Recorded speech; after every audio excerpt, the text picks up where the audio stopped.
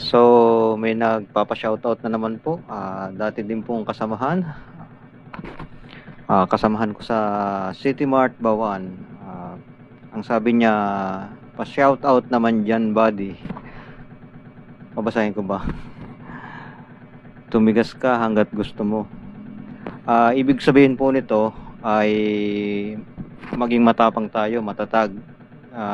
Katulad po sa pagiging gwardiya, napakarami po natin pagsubok niyan. Ibig sabihin po, gaano pang kabigat ng ating pagsubok ay dapat kayanin natin. At hindi po nawawala sa gwardiya ang mga stress. At kasama na po yan sa ating trabaho. Po, shoutout po, JC Hayag. Okay.